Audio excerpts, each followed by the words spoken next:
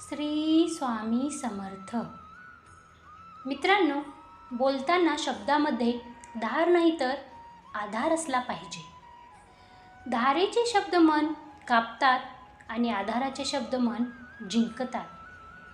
काही माणसं पुस्तकासारखी असतात, जास्त जवळ धरली की नाही वाचता येत. म्हणून मित्रांनो, माणसाने कधीही तयारीतच राहावं, कारण सध्याच्या युगात वातावरण आणि माणसं कधी बदलतील हे सांगताच येत नाही. बरं चालले आयुष्यात हे आपण कोणालाही सांगू शकतो, पण खरं काय चालले आपल्या आयुष्यात हे सांगायला जवळचाच माणूस लागतो. भावनांच्या तव्यावर स्वार्थाची पोळी भाजून घेणारी माणसं आपली कधीच नसतात, कारण नात्यांचे पानवठे त्यांना फक्त तहान लागल्यावरच दिसतात. जशास तसे वागतो आम्ही, तुमच्या मनासारखे वागलो नाही म्हणून मतलबी का आम्ही? ज्याने जोडण्यासाठी कष्ट केलेत तो तोडताना 10 वेळा विचार करतो. आयतं मिळाले की माणूस एका झटक्यात तोडतो, मग ती झाडे असोत किंवा नाती. कोणीतरी आम्हाला विचारलं, राग म्हणजे काय? मी हसत उत्तर दिलं, राग म्हणजे दुसऱ्यांची चूक असताना स्वतःला त्रास करून घेणे. जेव्हा काही खास लोक आपल्याला दुर्लक्षित करत असतील तेव्हा समजून जा की त्यांच्या सगळ्या गरजा पूर्ण झाल्या आहेत.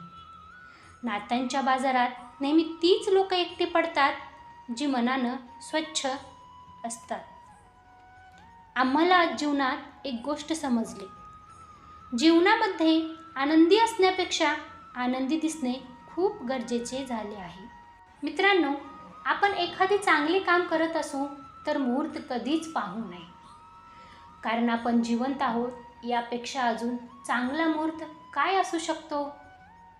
जंगलातील हरिण सकाळी उठल्याबरोबर विचार करते की मला खूप धावावे लागेल, नाहीतर सिंह मला मारून खाईल.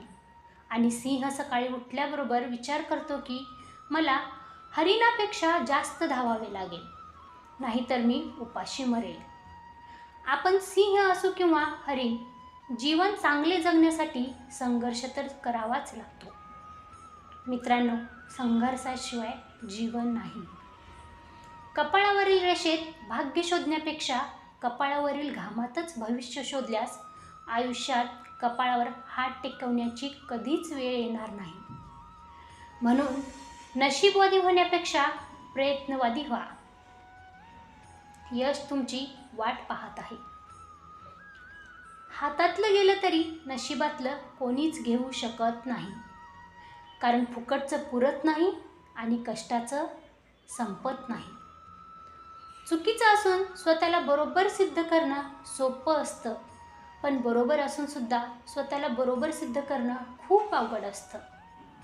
जर तुम्ही स्वतःच्या नजरेत योग्य असाल तर लोकांच्या नजरेकडे लक्ष देऊ नका, कारण त्यांच्या नजरा गरजेनुसार बदलत असतात.